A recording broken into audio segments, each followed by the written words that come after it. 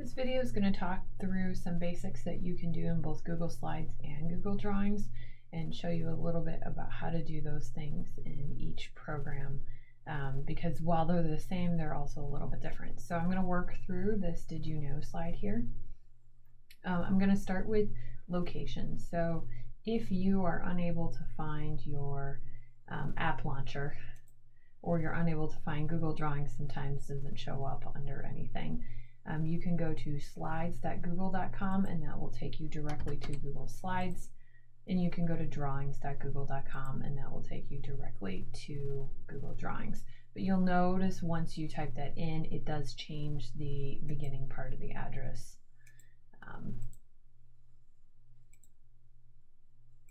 Because it kind of relocates you to the actual place. Okay. So the next thing is a lot of people don't realize that they think that this is the size that my slideshow has to be. So in Google Slides, you have the option, you can change this page to any size you want, which it makes it really nice for things that you might print. So if you go File, Page Setup, you have widescreen, you've got standard, and then you've got super widescreen, but then you can also click custom, and here you can type in, and I can actually make it 11 by 8.5 or 8.5 by 11, so I can even do the other way. So it's, and I hit apply, and you'll notice now my slide actually looks like a piece of paper. Drawings works the same way. So I'm in Google Drawings now, I click File, Page Setup, I've got my standard and 2 widescreens, but then I click custom and I can type in the inches and hit apply as well. Drawings is a little bit different because you can also drag from the corner and adjust the size of the sheet. But I like to type it in so that I know I'm exactly where I want to be. So that's your changing slide size or changing page size. The next thing you can do in both, a lot of people don't realize, is this gray space on the outside of the canvas is usable space. You can put things that students might drag onto it, directions off to the side. So for instance, this image here can be dragged off to the side. So if I go into my blank Google Slides, I'm going to insert a shape. We'll just insert a call out, and I can put my call out off to the side. I can drag call out onto the slide at any point. If you go to print, obviously whatever's in the gray space is not going to print. So oftentimes people put directions or things that they don't want to print, maybe extra resources or ideas, in the gray space. Same thing goes in Google Drawings. You can take and put things in the gray space out here. A lot of times you get things in the gray space and you can't see the outside. So in both programs there is a magnifying glass, and I can choose 50% from the drop down and see that there's even more gray space there to manipulate. Same thing here, choose 50%, and there's all of my gray space, and I can zoom back in at any point if I want, even 100. In Google Drawings gives me quite a bit of space. So I'm going to go ahead and hit backspace after I click on those and delete them. So we can place off the canvas in both. Both of these allow me to publish. So in Google Slides, if I want to publish a Google slide, I can come down to publish to the web. What this does is it makes it publicly available so that anyone can see it. This can be great if you're publishing student writing. Obviously, you don't want to publish things to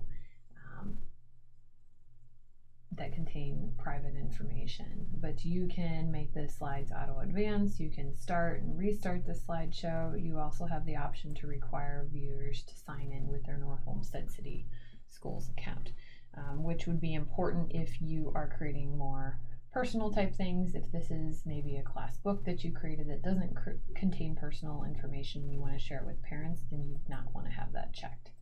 You also have the option to embed it directly into a web page, and when you publish it, it will give you embed code. Same thing in Google Drawings, File, Publish to the web. This looks a little bit different just because of Google Drawings having a different setup, and you can also require viewers, and you can embed it as well. So I can publish, I can embed, show those two. I can download. So downloading is really cool because a lot of times people want to create something that maybe turns into a background or create some type of template that they turn into a picture. So you can make this whole page. We'll just put a few shapes on there.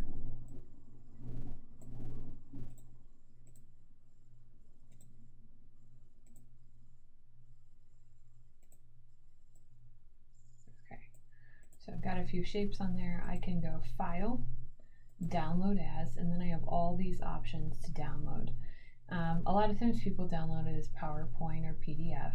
The other nice thing is you can download the current slide as a JPEG or a PNG. So when you do that in Google Slides, you're actually making this whole one slide becomes one image, which is super nice because then you can pull that image back in as a background, so that image can't be manipulated because it's a standard image. The other thing you can do is in Google Drawings, you can do the same thing. You can go Download As, and there's smaller options because obviously Google Drawing is not a full slideshow, so there's only one page available. So you can do PDF, JPEG, PNG, or SVG. My suggestion would be a PDF or a PNG. Okay, so we've talked about downloading. Last thing we're going to talk about is sharing. You have the option to share. You obviously, when you go to share something, you have to give it a title. And then a lot of people click this Get Shareable link, but the first thing that comes up is anyone with a link in North Olmsted City Schools can view. You can leave it that way, but if you click the drop down and select More, you have even further options that you can do. You can give everyone with the link the ability to see it. This is great if it's some type of class project you have created that doesn't contain personal information, but you want to share with parents. You can get this, and then the parents don't even have to have a Google account in order to access it. Notice it says no sign-in required. If it's something that you want to keep within the school, you can obviously do it with anyone with the North Olmsted City Schools account, or you can get even more specific and type in names and choose how you want to do it. In Google Drawings, same thing. Click the share button, give it a title. Here's your shareable link. Choose who you want to access it, how you want them to be able to access it, or type in names. Keep in mind, if you give users edit access and no sign-in is required, they still have to sign in a way because they have to be able to edit it. So most of the time, if you're giving anyone with the link, you're going to give them view-only access. So those are some basics just to help you navigate and see and think about the potential of what Google Slides and Drawings can do.